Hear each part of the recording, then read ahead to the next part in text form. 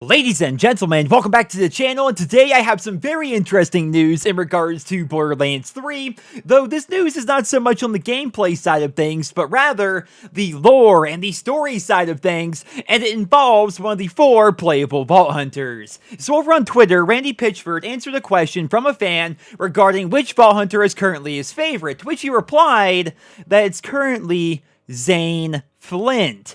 Ladies and gentlemen, it appears that Zane the Operative, one of the 4 playable Vault Hunters in Borderlands 3, is somehow related to the infamous Flint family from the previous Borderlands games. Now, to quickly recap the Flint family history, Baron Flint from Borderlands 1 and Captain Flint from Borderlands 2 are brothers. Baron was a prison guard for the Dahl Corporation, which is what brought him to Pandora in the first place, and while on Pandora, he was left there by the Dahl Corporation when they pulled out. So basically, it was him and a prison full of inmates, and after a while, he decided to free all those inmates, and basically, he became the leader of them. He became a bandit king for all intents and purposes, and not nearly as much is known about his brother, though. Captain Flint is also the leader of a group of bandits, but we don't really know too much about him. We don't even see his face because it's covered by a mask, but we do know for a fact that Captain Flint had a son named Sparky Flint, who we see in the Son of Cromrax DLC in Borderlands 2.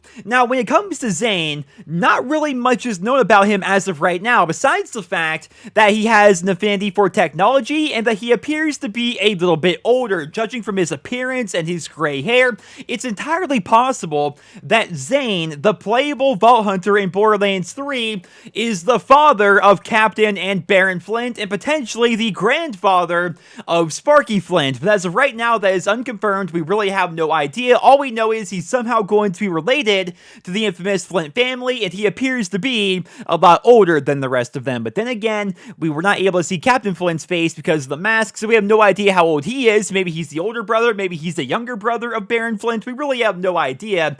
But ladies and gentlemen, that's freaking exciting, man. That's definitely some really cool news. And I have to wonder, how will this impact the story of Borderlands 3? I mean, they might just make him a relation to the Flint family unless it served a purpose in the game, but at the same time, it's going to be difficult to tell a story that way because he's a playable character, right? Playable characters, it's much more difficult to weave them into the story because every person plays their character differently, right? It's like saying that, you know, Krieg is Tiny Tina's father. Well, maybe that could be true, but how's that actually going to impact the story while you're running around and playing as Krieg, right? It doesn't really work that well in Borderlands 2, but a narrative like that could play out in Borderlands 3 because they would both be non-playable characters, right? If that makes any sense. So, ladies and gentlemen, I'll keep you guys posted with more details on this story as it develops, and a reminder, the gameplay reveal for Borderlands 3 is 2 days away at the time this video being recorded. I leave for Los Angeles tomorrow. I will be there at the event, and I'll be playing the game a ton,